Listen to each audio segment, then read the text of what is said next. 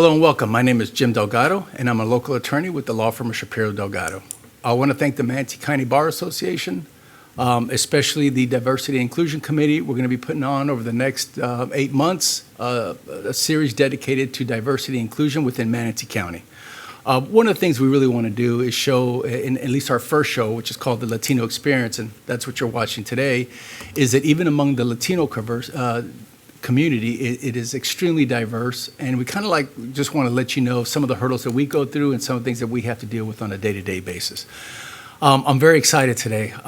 We've got 3 great guests. We were supposed to have 4. The 4th one was Jessica De Leon. You guys, if you don't know her, I'm sure you've read her material. She's a reporter. She's a great reporter for the Bradenton Herald.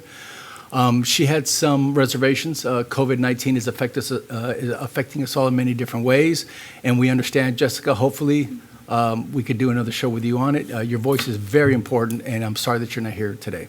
However, we still have 3 wonderful, wonderful professionals here with us today. I'm going to go from my left to my right here, no particular order. We have Barbara Negron de la Fuente. How are you doing, Barbara? Good. And you're an associate attorney with the law firm of Lutz, Bobo, and Telfair, correct? Correct. Okay. One of my favorite educators in the county. I hope nobody's hearing this. I have a lot of other educators. I think you're my favorite. Dr. Ruby Hernandez Zickafoose. Mm-hmm. Thank you, Ruby. And everybody knows my guest is Connie Mederos Jacobs from the law office Connie Mederos Jacobs. How are you doing, Connie? Hello. All right, good. I'm glad you got to be here today. As I said before, the name of the show is Latino Experience. But even within that, it's kind of off a little bit, right? Because we all have different Latino experiences. Mm-hmm. And that's why I'm glad you guys are here today. I think that there seems to be a common thought that maybe we all have the same experience. As you know, we might share a common language in a way. Mm-hmm. There's over 20 Latin American countries, and whether those are divided. The same issues that the United States suffers, we suffer within our own countries or the countries of our parents or the countries of our grandparents. So I'm really, really thankful that you guys are here today. Hopefully we can learn something. Hopefully I can learn something more about you guys. I'm always excited to hear that. So get right to it. Well, before I get there, we're going to cover a few different topics, and I want to make sure that we understand that. Obviously, the first one is diversity within the Latino community. The second is the Latino experience in education. The third is the Latino experience within law and the legal profession, which is something that we all have a little knowledge about. And of course, the final one is overcoming certain hurdles. I think that one's just going to be fun. Little things, not of great importance to some other people, but maybe somebody will give them a pause before they say something to us. Maybe they'll think about it, So, Connie, I want to start with you. Just give the audience a little bit of your background and how you got here to Florida. Okay, thank you. My grandparents came from Cuba before the Batista regime, so therefore they did not suffer under Batista or the Castro regime. They came here because of the tobacco industry in Ybor City, and my grandfather actually served in World War I. My father was born in Ybor City, and I was born in Ybor City. My parents did not graduate high school. Neither one got out of junior high. And there were several grandchildren raised by our grandmothers, because in the Latino, at least in my family, grandmothers had a lot to do with raising the grandchildren. Yeah. So, I was raised by my grandmother primarily while my parents went to work. And I was the first in my family to graduate high school, actually, and the first one to go to college, and the first one to go to law school. Connie, in a way, you're kind of like a unicorn. And what I mean that is, a lot of times, if you look at the statistics, first generation, they speak multiple languages, English and Spanish. The second generation, it starts to drop off. By the third generation, it's English dominant. And you're still completely, fully bilingual. How did that happen? Well, my grandparents had a lot to do with it. For one thing, my grandmothers never learned to speak English. One actually learned to, she taught herself how to read the Tampa Tribune. She didn't always understand what she was reading, but she made a real good effort. And all the grandkids, all the cousins were raised together. So if we wanted to eat, we had to learn how to speak Spanish, or we were not going to eat. That's funny. I think that's how I learned too. If we wanted to communicate with our relatives, we had to speak Spanish. That's correct. Thank you, Connie. Ruby. Yes. Your story. It's a good one. So I was born in Michigan, and for the first 21 years of my life, I was a migrant farm worker. I worked in the fields in Hillsborough and Manatee counties. Ruby, I'm sorry. You said that really quick, and I want everybody to understand what you just said. How many years were you a migrant worker? For the first 21 years of my life. Okay. And my first memory probably is at the age of 8. Going to work after school in the fields. But I started Manatee County Schools as a paraprofessional, was a teacher for 14 years. I worked as a reading coach, instructional coach, curriculum specialist, and I worked myself way up to principal of an elementary school. I earned my PhD in learning theory and curriculum and instruction. And I am also an adjunct professor with USF. I have been for about 15 years, teaching reading and writing to upcoming teachers. And currently, I'm the director of language and literacy at Manatee School for the Arts. All right, so our local high school. Yes. All right, very good, very good. Barbara. Well, as you all know, I'm the newest one in the area. I have been here in Florida and in the U.S. It will be 5 years next month. Time flies. That's crazy. To me, it feels like yesterday. So I was born and raised in Chile, and I went to law school back home. I practiced for a little bit there. I never really had any plans to move to the U.S., and then I met my husband, and so that's how I moved here. Of course, my parents were not very happy about that, about the mood and all that. My whole entire family is back in Chile. We see each other often, but that's how I landed here, and I'm loving it. I went to Stetson, just here in our backyard. So hold on a second. So, so you didn't meet your husband here. Your husband was in you said Santiago, right? So I actually met him here. He's from Arkansas, and I did a study abroad program back in 2008. You did That's a study how I met abroad him. program. Okay. Yeah. And that's how you met him. And you're from Santiago or outside of Santiago, correct? So I was originally born in Temuco, which is in the south, but I've lived in Santiago, in the capital, for last 20 years. And here's something that it kind of blew my mind. How many years of law school did you do in Chile? Oh, wow, yes. So in Chile, we follow the more European system. So we do 5 years of law school, and then you have to do your bar exam is administered by the school, not Florida bar, a bar like that, or the government. So for that, you usually study about 7 months to a year.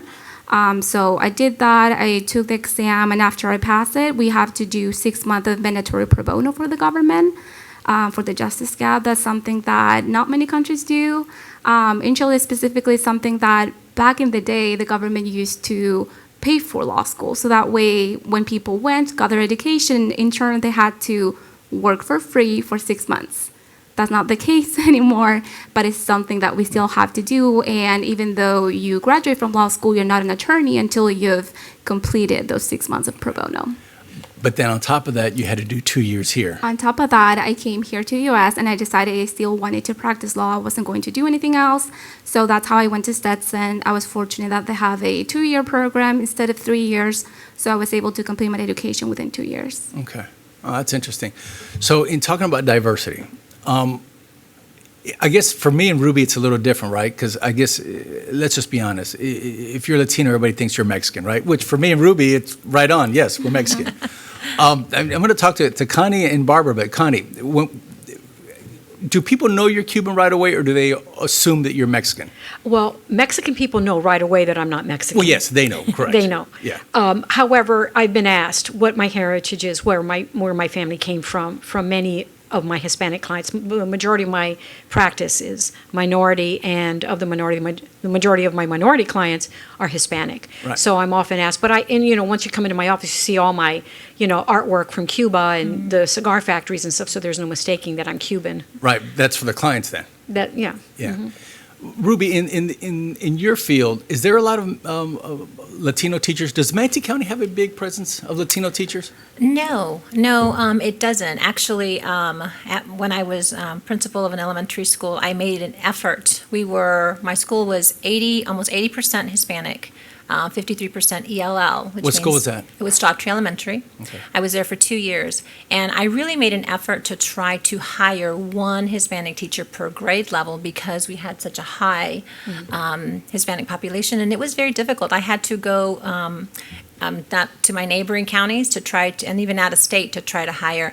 My last year there, I hired 3 teachers in Puerto Rico, actually, a third grade teacher, a kindergarten teacher, and a music teacher, in order to kind of recruit to the school itself. Right. So no, that's something that I know that there's been committee meetings to try to kind of make an effort to hire more Hispanic teachers, so that children can see themselves represented in their school leaders. Oh, so important. Right, representation. And I believe, Barbara, that's one of those topics that's kind of important to you, is we were talking about, I guess, role models is what you were getting at. And I saw you scribbling some notes. I know there's something you want to say.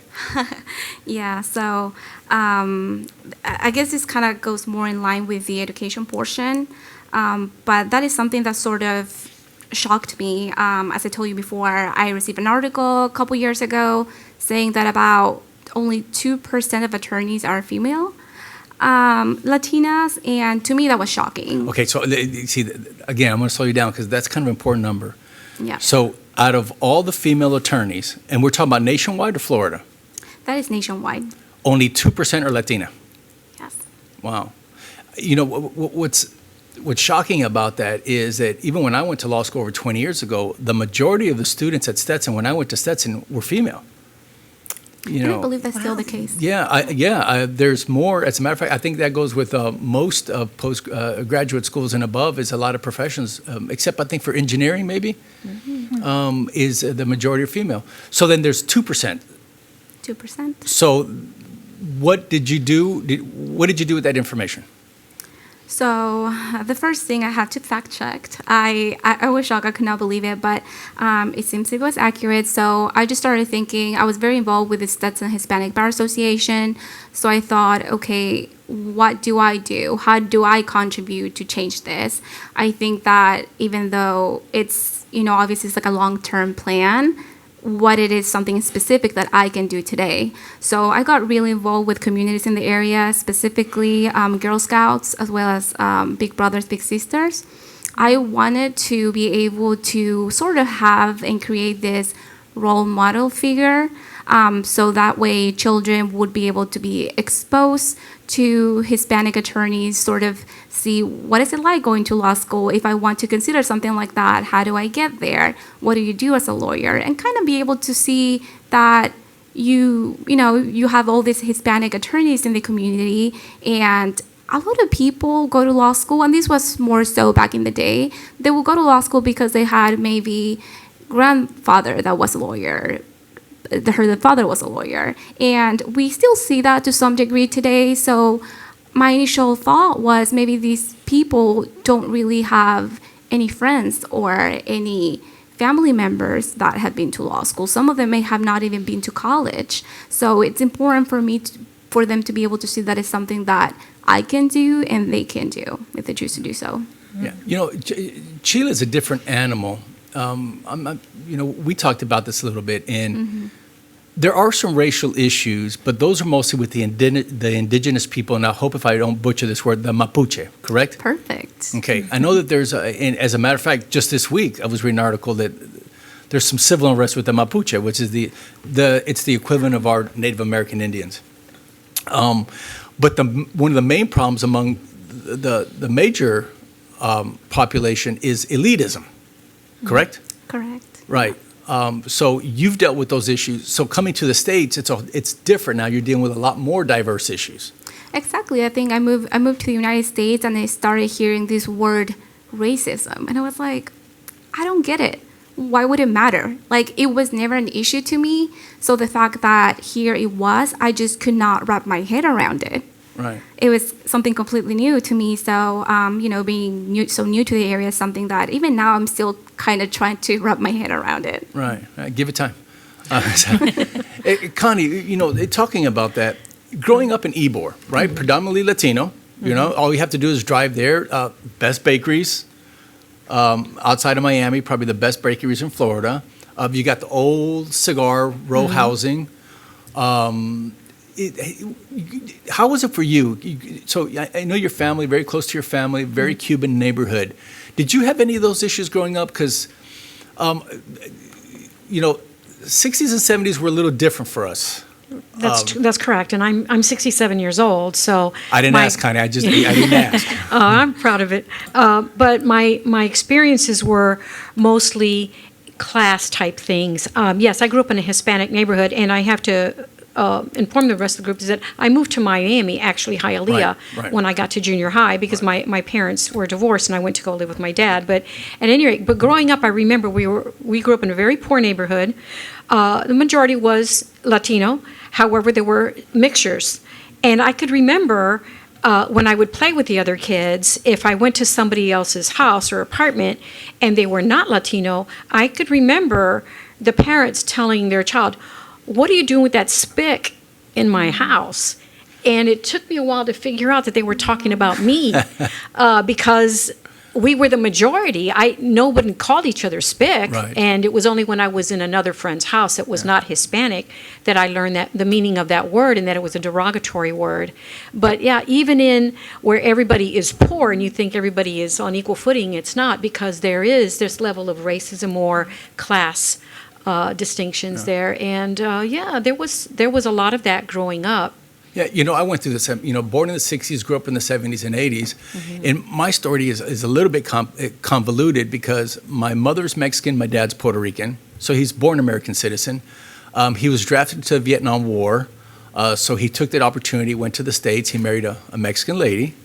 And I was born in El Paso, Texas. Just for our audience to know, El Paso is a border town, El Paso strong. It was weird growing up in a Latino household, right? And I think you can relate to this, that you eat very traditional food. And I grew up with El Chavo del Ocho, Cepillín. I thought that everybody watched telenovelas. I thought that everybody watched, and Sunday, Siempre en Domingo. Shusha, which is my favorite, so I have a crush on Shusha. That's going a little back. And then I started school, and it was like, wow. I remember the first time we were playing a game, it was Candyland. And I thought, what is his name, Candyland? I was used to the little tarot card, right? The little tarot cards, the El Diablo, the ladder. And that's the first time that I noticed that I am different. I look like them, because I came out a little white. And I started realizing, oh, my God, I am different from them. As a matter of fact, I thought that Little Red Riding Hood, which I always knew as Caperucita Roja, I thought that was a Mexican fable. I did not know that was a worldwide fable and it actually came from Europe. I didn't know that. So I wanted a guy, because we can go all day with this stuff, and I kind of want to stick to the script because I don't want anybody to get upset with me. Education. And I kind of want to jump to the hurdles, Ruby, because I think that's important. You've been in that field, right? Yeah. What are some of the hurdles that we have in the Latino community? Well, my experience has taught me, first of all, that we're in a community where there's definitely issues of poverty. And those issues of poverty, especially in the Hispanic community, bring about not just poverty and then the race of being Hispanic, but then there's the language issue on top of that. So that trifecta has a huge effect on children who enter school. Typically, the children will come with little to no preschool, because in a Hispanic family, you take care of your little ones. Mom stays home in very traditional homes. Those who do come from preschools, their preschools typically a Hispanic-based community preschool, where they speak Spanish. So right from the get-go, when our kids enter the educational field with already being behind. They don't have that English background. Now, for me, that's an asset. How do we kind of reframe that thinking to accepting that as an asset? But because in our American educational system, it's seen, oh, okay, they're already coming in behind. We have to catch them up.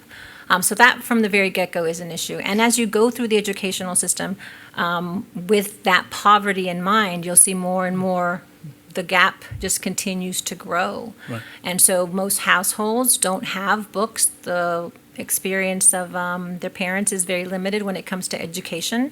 And that has a big impact on the ongoing elementary school years. And then by the time they get to middle and high, they're typically 2 and 3 years behind academically. And then so it's always a catch-up game. It's just this continuous catch-up of academics. I wanted to touch on that because here's a lot. For instance, in my family, when we came up, I always tell people, I'm not the first attorney. I'm not the first anything in my family. I think I'm the first one to be born within the United States. I think that's the only thing I can say. So it was a little different that my parents already had a general understanding of what I needed to do. Right, to go up, because they already have an educational base. But one of the things I find a lot is it's hard, and even this happened to me a little bit. When you give a child homework, the parents might not be able to help them with that homework, correct? Absolutely. Again, that goes back to parents having little to no education. Myself, my mom had a 6-month kindergarten education. My dad had a 2nd grade education. So for us, for homework, it was do your homework. And there was not a whole lot of help, but there was drive. You will finish this homework. A lot of parents want better for their kids. And that's something that, again, I think we need to kind of change that mindset of parents do want better for their kids. But they do lack the skills sometimes, not all the time, but sometimes they do lack the skills of how to help them. Yeah, because I see that. They want better. I get people in my office say, I want my kid to go to college. I said, what grade is he in? He's a senior. I said, what have you done? I'll say, we're going to go to college. Right. And as we all know, especially these days, prepping for college, it starts at pre-K. And then the main linchpin, or at least in my experience with my 2 kids, one's in college and one's already graduated, is in 9th grade, you have to plan out the next 4 years for this, I don't even know the term, stratification, grade stratification, and the strength of the courses. And I don't think I'd get into college today.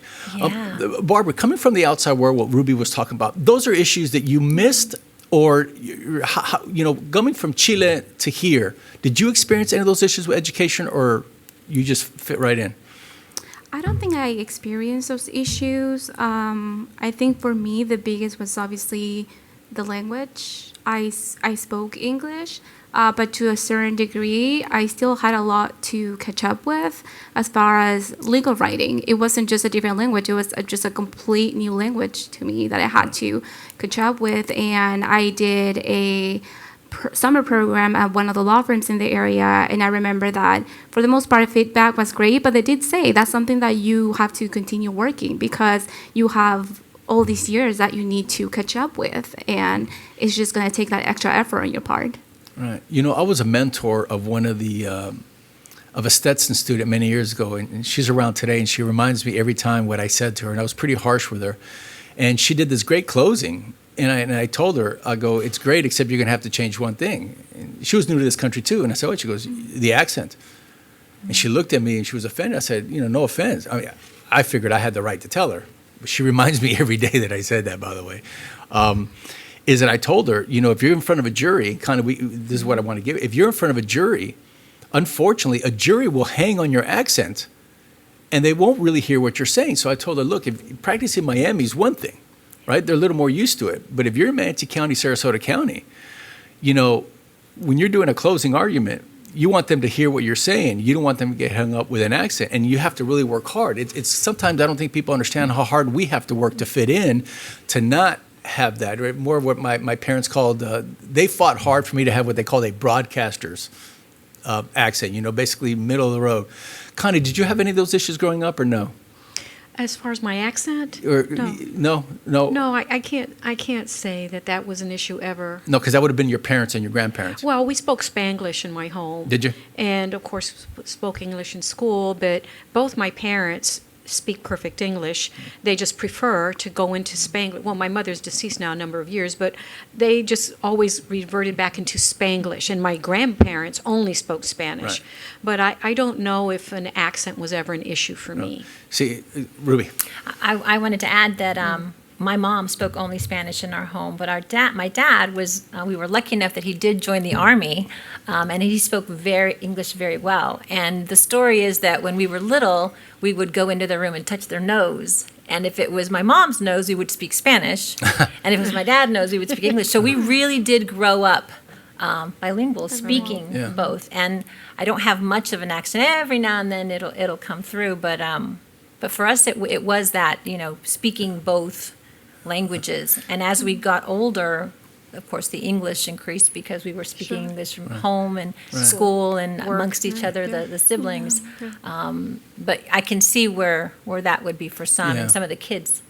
I want to get rid of my accent. But I have to say, I think that for me, even though part of it has been a struggle, I think if anything has been more of an asset, is something that I have used tremendously, even the practice of law. I practiced immigration for almost 2 years, and I mean, I would like to say about 95% of my clients did not speak English or very broken up English. So the fact that I spoke Spanish, I remember their faces would light up every time they would come to the office and be like, "Oh, thank goodness you speak Spanish." That is true.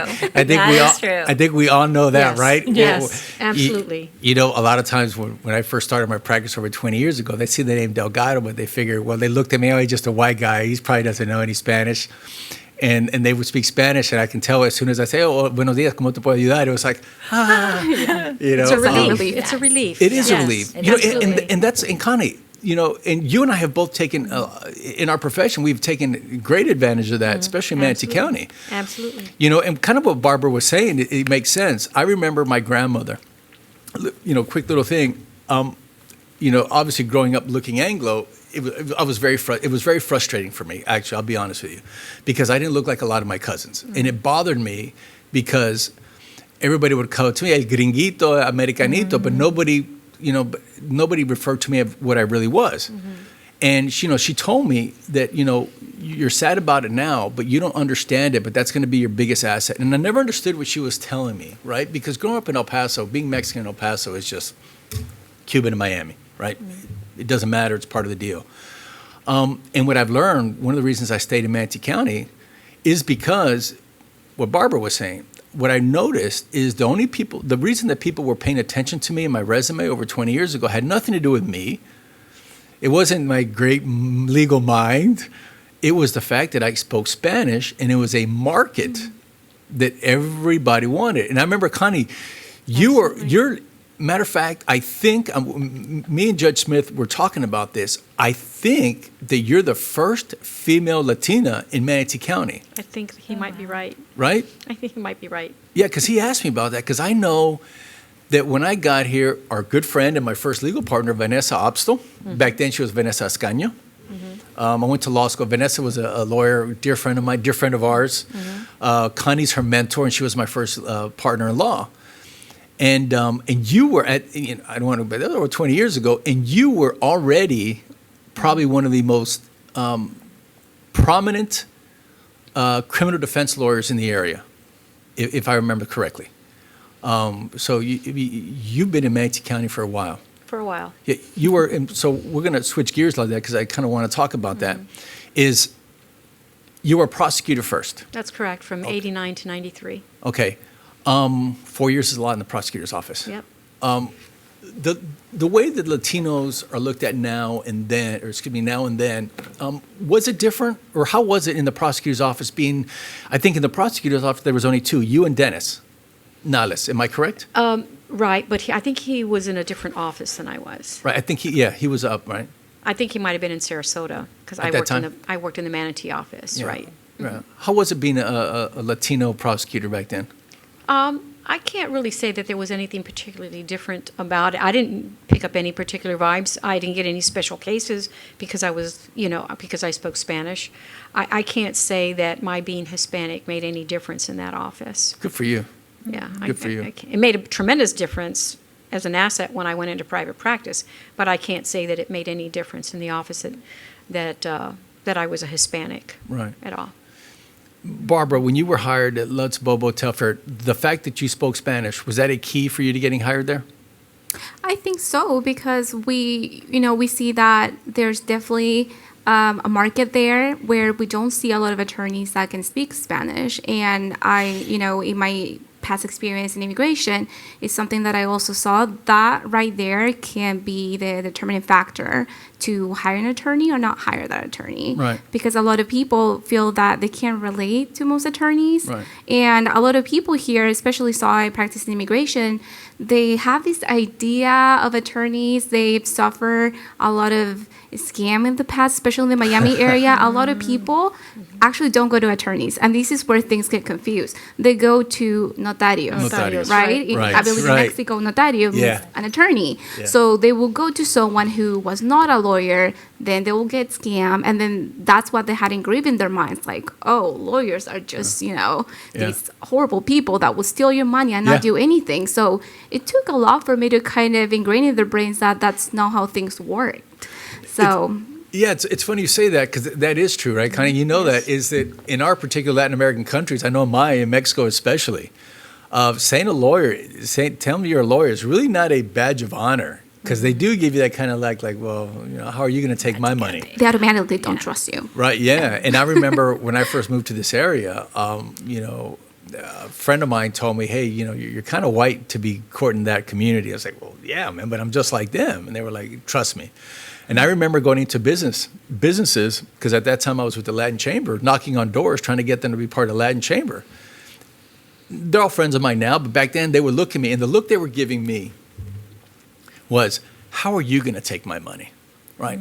Because here's like a little thing, and I know Connie knows this very well, and Ruby knows this very well. 5 years, you'll learn this, or if you haven't already, is that people think that the Latino community, like I said, is one monolithic group. We all love each other, and we all take care of each other.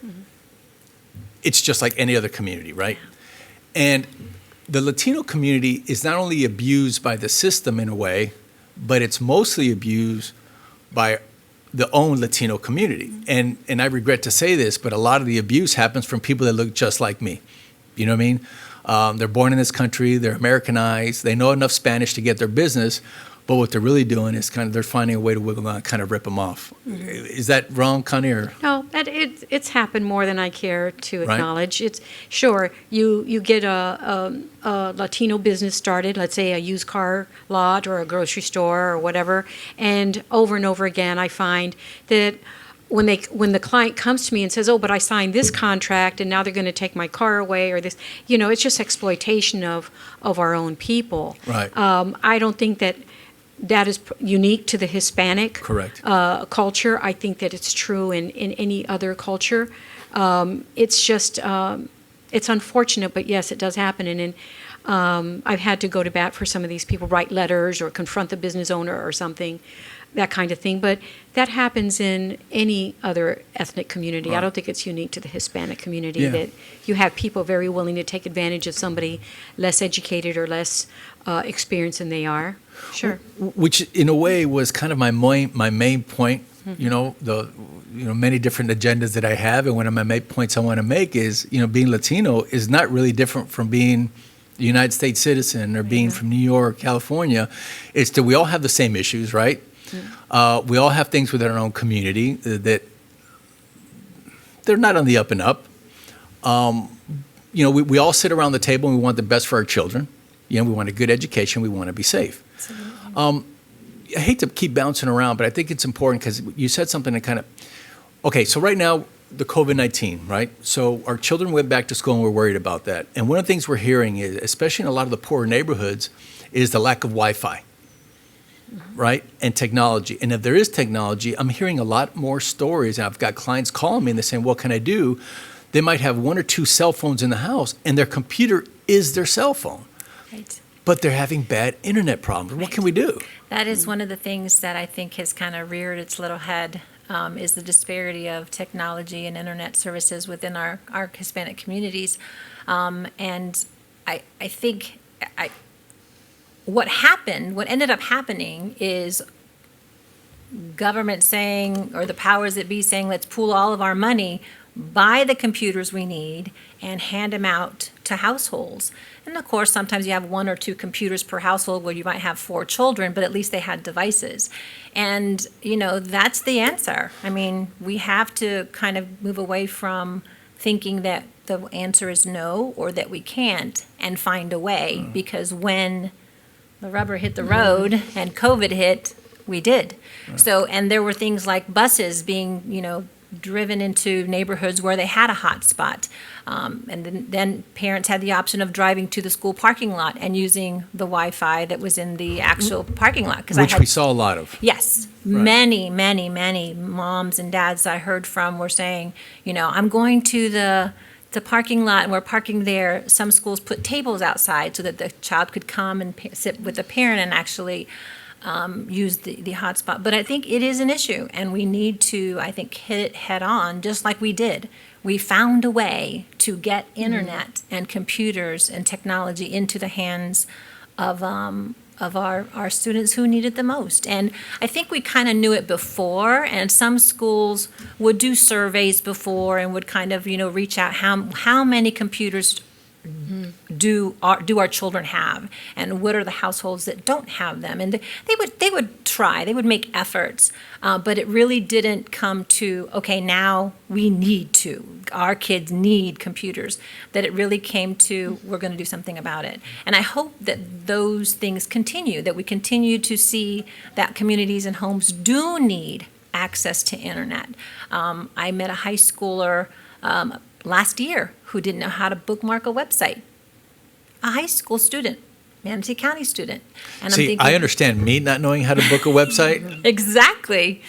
I don't understand somebody their age not knowing how to book a Exactly. website. So I think that the efforts that we put into place in an emergency situation need to be continued so that our kids, our parents, our communities do have access to these learning tools that have now become essential. Right. It's interesting how it took a crisis to substantiate what you've been saying all along. Yeah. It's interesting. Yeah. Right? Yeah, it's always that, right? When Sometimes. something happens, right? Sometimes. So then the direction is, but in a way, we have two options, right? Do we fix it? Do we truly invest in fixing it? Or do we just leave it alone and say, well, they don't count, they don't vote, and just move forward? Yeah. I mean, that's kind of, the American way. I mean, it's unfortunate, but there's two things that matter in this country, and that's something that we all know, right? Money and the vote. If you don't vote and you have money, not that you're not important, but you're kind of regulated to just following along. And I think what you said was really important. How do we then empower ourselves to then impact community? So what voices do we have, what platforms do we have that then we can advocate for those who can't advocate for themselves? Which comes back to you, Barbara, and you're talking about the 2% and your big brothers, big sisters, correct? Mm-hmm. Yeah. Okay, so let me take the devil's advocate view. Is it the profession's fault? I mean, the profession can't determine who gets in.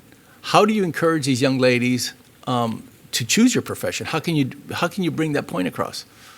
So to me, it's not so much as here, come be a lawyer, it's so fun. I actually, Jocelyn, she was my little from my time that I volunteered with Big Brothers Big Sisters, and I lost her to medicine. She wanted nothing to do with being a lawyer in the future. She wanted to be a doctor, but I was like, you know what, that's fine, as long as she knows that college is an option, that being a lawyer is an option, that she kind of has an idea of what being a lawyer entails. She was very little. She was only 7 years old. So I just sort of did what I could. And I actually did a little research, and I find this very encouraging, actually, because I start off by saying we have only 2% female attorneys in the country. However, I did pull up the Hispanic Outlook magazine that do this yearly ranking for top law schools for Hispanics based on the percentage of Hispanic students at their colleges, and this is for 2019. Out of the 11 law schools that we have in Florida, 7 are here. Stetson has about 14%, and then we have some schools down in Miami that have as much as 54%, 64%. So Wait, Stetson is at 14% Latino? 14% Latino at Stetson, yes. So the average between those 7 schools, it will be around, I think I wrote it down somewhere, about 36%. See, the reason I chose Stetson, I'll be honest with you, the reason I chose Stetson is because the Latino population was only 2%. I learned something. My grandmother's advice said, if you want to succeed, go where you're not. So I always look for areas where I didn't exist. So I didn't need the best grades. All I need, and we'll get to that right now with tokenism, right? Oh, yes. And this is something that I wish Jessica was here, because Jessica, I talked about tokenism, and I couldn't stop her. I couldn't stop her, and that's the voice I really needed for tokenism. Is that I have no problem saying I have been a Latino token for many years, and I am not embarrassed about it. I'm not ashamed about it, because my thinking was, I can't use nepotism. I'm first generation. I don't have an uncle or an aunt, or my father wasn't part of the company, right? They came here just like, they came here. So I am never embarrassed when somebody says, hey, we need a Latino, come join. Some people are offended, but I'm never offended, because my thing is, let me in that door. Because once I'm in that door, you see, Connie, because once I'm in that door, I have one job. My job is to prop it open to make sure that more people like me can get in, because that's what the United States is really about. We have this vision of the United States as being one type of country, but if you really look in the history books, the United States has always been a very diverse country. Just look at the names of the states. Look at the early settlers. Look in Louisiana was French. Spain had Florida. New York was very European. The Germans in the Midwest. The Appalachians is Irish. You got the Chinese and the railroads out in California. I mean, we've always been very, very direct. Connie, woman and a Latina in the legal profession. Well, I can tell you that I've never bought the thing that America's a melting pot. It's not a melting pot. There were segments of different types of populations all over the country, but I never felt that it was a melting pot. Nobody was melding together. My grandmother was a classic example that she only spoke Spanish and she only had Hispanic friends, and she never ventured out because she wasn't secure enough within herself to venture out, so she never learned the language. Right. And I would venture to guess, at least from my generation, and again, I'm 67 years old, that many Italian stayed within their communities, Hispanic stayed within their communities, Asian stayed within their communities, and that's why you go into different states and go, oh, where's Chinatown, or where's this, and because of that, because of the cultural influences, they kept to themselves, my culture included. But I can't explain how I ended up where I am today, other than I had a family who education was never spoken in my home. There was no drive there, like you mentioned, that your father was really, you have to be driven. They were happy. They didn't discourage me, but they didn't encourage me. Their idea was work hard, save your money, don't get into trouble. Work hard, save your money, don't get into trouble. That was how I grew up. Thank goodness I had a third grade teacher, and she made the entire difference in my life, when she called me up to her desk and said that you're smart, you need to go to college, and I didn't know what college was. I thought it was like you need to go to the park. I didn't know. And then I learned, of course, and of course I had other teachers who were not as encouraging. I had some teachers who said, what? You're going to go to college? You're going to have kids. You're going to get pregnant. You're going to drop out. I actually had teachers tell me that. Yeah. And I was like astonished. No, I had a third grade teacher who told me I was going to go to college. That's funny. My family was encouraging as far as once I got into college and when I wanted to go to law school. But to tell you the truth, if I had told my parents, I'm going to drop out at 16, I got this job offer, at the grocery store, or at the 5 and 10 that they used to call them, they would have been okay. Yeah. They wouldn't have said, no, you have to, no. They did not think like that. Their idea was work hard, save your money, don't get into trouble. Right. That was it. I remember the day that I dropped out of college. I went to high school, dropped out of college, went to the military for 4 years, found out that my mom and my dad were right. I didn't know I had a choice. To be honest with you, since I was a little kid, I knew I was going to college. I just thought it was just, 12th grade, 13th grade, 14th grade, 15th grade. It was that thing. We want to talk about a few of the hurdles. Accents. I don't know about you guys, but growing up, I thought that everybody had an accent. I thought everybody's parents had an accent. I thought it was normal. And I'm really good with, as a matter of fact, accents. I feel very comfortable with accents. When I hear somebody with an accent, I feel very comfortable. When somebody doesn't have one, I'm kind of like, well, where are they from? Because why don't they have an accent? Obviously, Barbara, your family, you're probably the only person on here, I don't want to offend you, slight accent, It's pretty good. So that's part of your being. Ruby, you don't have an accent at all. Or does it come out? Does it come out? Yeah. When you're mad. Yeah. When I'm mad or when I've been speaking Spanish for a while. Right. And then Yes. it's like, oh, Yes. okay. The voice takes a little while Yes. to readjust. Yeah. But the same thing in my office. My staff is Hispanic, and we have a lot of Hispanic clients. right. And when we're speaking Spanish all day long, my husband does not speak Spanish. But also when I'm with my cousins or with my Yeah. sisters, and we're all like Yeah. when we had brunches together and go have coffee, we slip into this Ybor City lingo, Yeah. that kind of yeah. oye muchacha, and and Then it that- comes out. then it comes out. But I don't know if accents are the thing. I think it's just your customs and what you're Yeah. familiar with. Yeah, Right. my kids make fun of me because when we go back to El Paso, Texas, about 3 hours later, I'm George Lopez. It's a very Right. West Texas, California. Come on, let's go to the store. Yes, I understand. Yeah, I understand and it. it's Yes. funny because my kids would look at me. It's like, who's that? When they were little, now they just like, oh, that's dad. And I noticed that me and my brother, even we've been in Florida for over 20 years now, so we have, I can adapt. No matter where. If I go to Argentina, give me 3 days, I'm Argentine. I'm sure if I went to Chile, I spent some time in Chile, I pick up on the words and I try to slip in. Mexico, it changes. Orale. And it's funny because, I do that. But I find myself, especially at home, and especially with our spouses, your spouse is Anglo, correct? Yes. Your spouse is Anglo, your spouse is Anglo. Yes. All right. Now, do you guys do this? Families around, Christmas, Thanksgiving, whatever, because one of the stereotypical things I'm guilty of is we all come and we're all vowed. And if you're too quiet and you can't jump in the conversation, that is one stereotype that I must say that it's valid. It's very valid. We all hug. We're very dramatic. We're overbearing. A little We get loud. we get everybody's business, but we love each other to death. That's true. And it's funny. That's one of the things. But I lost my train of thought. I already forgot. I started getting too excited talking about. Now I lost I it. think you were distinguishing what our spouses are The like. Anglo with Oh yes. husbands? way we So your grew spouse, up. right? So Yeah, my husband was traumatized the first time he came over Oh. to my family's home. Mine you was know. too.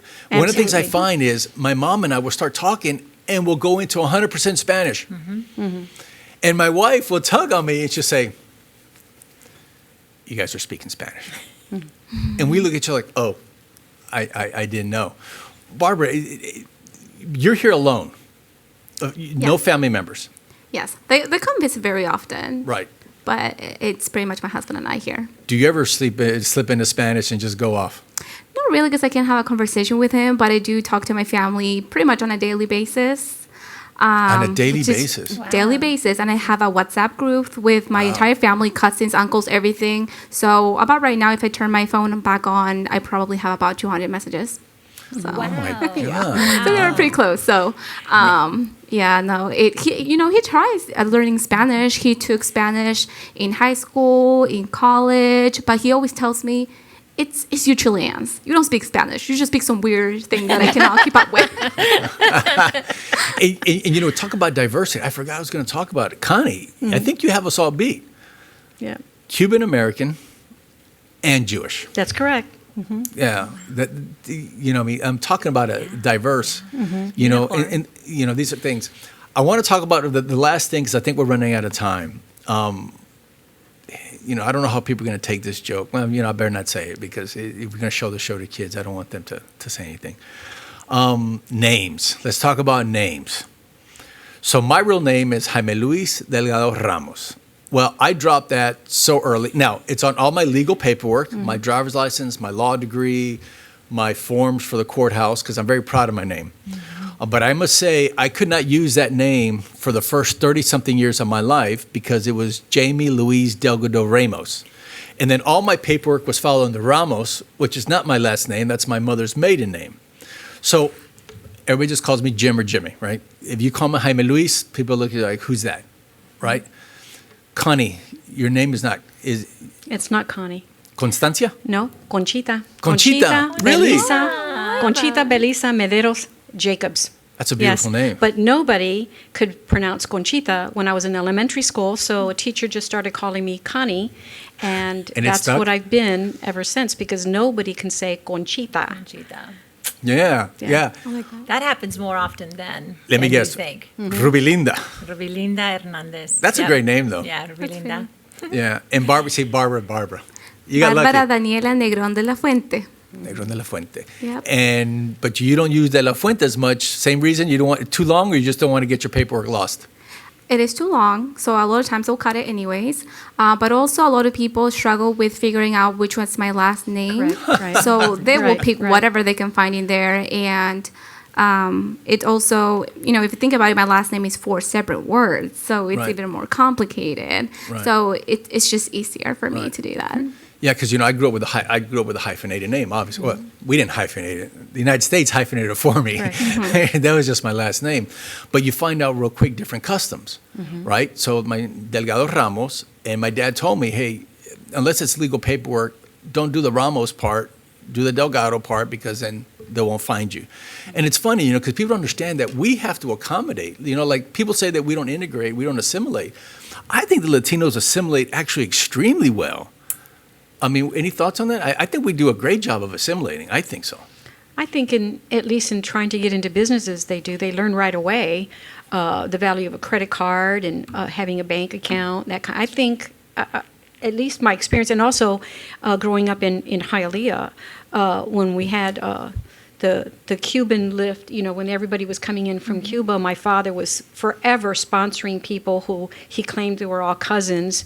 And the first thing my father would do was introduce them to, Little Havana, Southwest, Calle Ocho, and Calle where Ocho. to get a driver's license, where to sign up for food stamps if they needed it, how to negotiate with the landlord. I remember going, I was like maybe 12 or 13, going with them to all these places. Sometimes I acted as translator for the people. But at least for the Cuban population that I'm familiar with, they needed to assimilate right away. I mean, you go to Miami right now, you see Sedanos everywhere. Well, how do you think Sedano started? The Yeah. grocery store chain. Yeah. It's one of the most profitable and one of the biggest chains there is. Yeah. In Florida, I even saw some now in Orlando Wow. when I was there recently. Wow. But no, especially when they come here, the first thing they used to say when Cubans got here was the first thing they get was get the medalla, get the great big gold chain. That was the first thing and they slap it on the kids too. You see all these little Cuban babies running Yeah. around with their little gold bracelet and a little gold I had one. medalla. Yes. Mexicans But- too. I had them. Because it's a symbol. It's Yeah. a symbol, Yeah. that at least for your kids, you've made it. Yeah. But no, learning business, learning how to progress in your particular area, whether you're going to be a barber or a nail tech or have a grocery store. I found at least the Cubans that came were very eager to learn, very, very eager to learn the ropes and how to get established. I think that's one thing that people forget, how this is going to sound counterproductive. Born in the 60s, grew up in the 70s and 80s. I think sometimes we forget how far we've come. There wasn't Oprimo el número dos when I was a kid.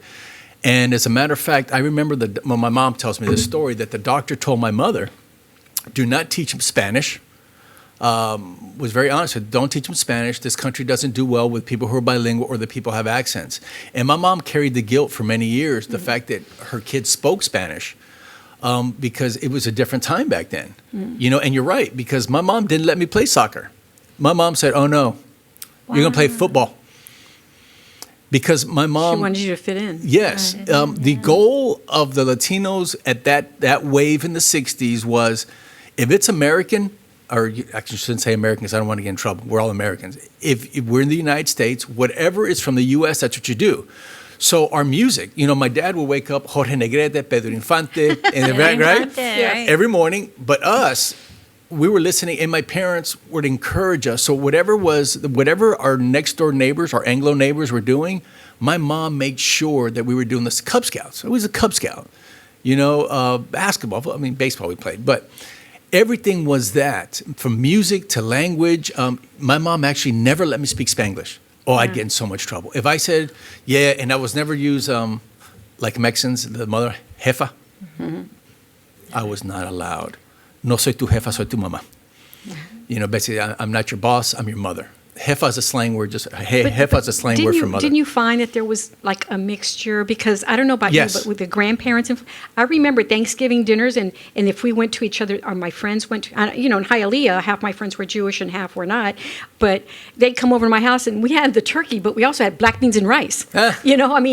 How many places do you go to for Thanksgiving dinner where it's a turkey with black beans and rice and yuca? Well, that's how it was in my house, because we had the turkey because it's Thanksgiving, but we were going to have those black beans Yeah. and rice. It still is in my house. Yeah, Mexican rice with salsa and Yeah. But you pinto had the pavo. beans and turkey and ham. Yeah. Right. Yeah, it's funny because I tell my wife, the first few years we didn't do turkey for Thanksgiving or Christmas. There was nobody Anglo in our family. We did jamón, tamales, frijoles, very traditional, pernil, very traditional Latino stuff. And once some of my cousins started getting older and they started dating Anglos, we wanted to make them feel comfortable, right? So we made turkeys. Now the problem is a turkey. Well, it's turkey. So we have, matter of fact, to this day, we still have the tradition is Thanksgiving, it's a turkey. By the way, Mom, you make great turkey. She learned how to make it the right way. But the best part of it is that night we sit around the table, me and my mom sit around the table and we take all the meat off the turkey tacos the next day. That sounds good. Right, but it's funny you say that, and Barbara, this is something I think you're going to experience, especially, is that you start to incorporate some of our Yes. things with them. My wife's family, they were not huggers. I remember the first time I met them, went to hug them, they kind of backed off. It's like, what is this crazy guy doing hugging me? And now they hug, they love it. They love it, that they love coming to our family get-togethers because it kind of gives you a headache after a few hours. I'm not going to lie. It's much. But there's a certain love. And I think one of the things that we all need to learn, and I think we all do, and I think the four of us have that is, I think we bring what's good from our country, right? You bring what you like best from Chile, from you're bringing from Mexico, from Cuba, me from Mexico, and we incorporate it into the United States. And I think that's what really this is about. I don't preach nationalism. My country is the United States of America. And this is my home. Although my roots are Latino, this is my home. But at the same time, to me, the United States means something different than it means to somebody else. To me, the United States is it's like the country of the world. Because it kind of belongs to everybody. Before we leave, I want a quick message. I'm going to start with you, Barbara. If you have a piece of advice, because I know your thing is young little Latino girls, what would be your advice to them sitting right there? Because they're going to listen to it, they're going to hear it. What would be the best piece of advice you can give them? I would just say that whatever it is that you say in your mind that you can do, go for it. I think this is the country of opportunities. Out of every possible place that you could be at, this is a place for opportunity. If you want something and you have your mindset on it, go for it. You can do it. Right. Rubilinda. I think choice, that life is full of choices and that your background, where you grew up or how you grew up does not determine where you end up, but it's your choices. Amen. Connie. I would agree. Your background is not your future necessarily. But I think education, getting an education in this country is your only way out. It's the only way out. So unless you're blessed with some sort of golden throat and you can be another Britney Spears or Drake or whoever, or you can't throw a football or pitch, then education is the key. Because without that degree hanging on the wall, you are going to be limited in what you can do for yourself and your future and your family. Right. So I'm always forever pushing education. Hang in there, find a way to get the work done, find a way to learn. Right. My advice is different to different people, but here in Manatee County, to most of my clients are migrant workers, right? Manatee County is a very migrant worker town. And what I always tell the kids is, not succeeding is an insult to your parents. I tell them, look at your parents' arms. These are truths. Look at their teeth from the pesticides. Some of these people are my age, 53 years old, but they look 70, 80 years old. I mean, they've sacrificed everything they have, physically and mentally, for their children. And I look at their children and I say, if you don't do better with your life and take advantage of this, you've let them down, And I tell them, look, I know it's hard. You know, I know it's easy to be insulted and it's easy to be mad. You know, it's easy to talk about discrimination and racism. It's easy. But at the end of the day, only you can control how you feel. One of the things, especially in this country, is for all of us here, I'm sure, you learn to develop a very thick skin, right? And you have to be careful because, you know, with everything, it's positive and negative. You can be mad at it. Sure, you can be angry. You can hate them. Fine. What's that going to bring you? I'm not sure anything. But if you try to put out the outside world and block out the outside world, put your head down, right? You can't control what people say to you, but you can control how you react to it. Respond. And I promise you, if you put your head down and you work hard, this is one of the few countries in the world that you can do it. Now, your starting line might be 50 yards back, I'm not going to lie. You might be insulted on a daily basis, I'm not going to lie. People are going to try to piss you off, I'm not going to lie. They might follow you in stores unnecessarily, I'm not going to lie about that. They might stop you unnecessarily, that's yeah. fine, right? But at the end of the day, at a certain point, think about the sacrifice of your parents, of your grandparents, and how hard they had it back then. See, because we have it easy. As Latinos now, we have it easy. Barbara, you have it nice and easy, relatively speaking, right? And I think my kids have it super easy now. And I think that's my advice is, no matter how bleak you think it gets, no matter how angry you are at the world right now, especially our political issues right now, and the insults on a daily basis from television and newspapers and your neighbors, and you know, at the end of the day, if you put that all aside and you put your head down, you could be somebody. And I really encourage it. You know, we could go on and... I tell the young kids that get in trouble, I say, you know, being successful is the best revenge. Yeah. That's the best Exactly. revenge. Yeah. And when I speak to kids, especially middle school, high schoolers, I often say, in one generation, I was able to now flip the generational line because from migrant workers who worked in tomato fields all their lives, my parents are now gone. They passed when they were in their 60s because their bodies were just so worn. And in one generation now, I have a family of college graduates, 3 boys. And so, you know, be that for your parents. Right. You know, give them that gift back. Yeah, it's kind of like a makes payback. difference. Absolutely. Yeah, your sacrifice wasn't wasted. Right. Look, ladies, I can sit here and talk all day. I mean, you're fantastic. 3 wonderful professionals, wonderful people in our community. I couldn't be more proud to be here with you guys. Thanks for doing the show. Again, thank you, Manatee County Bar Association and the Diversity Inclusion Committee. And I want to give a special thanks to our fearless chair, Lori Dorman.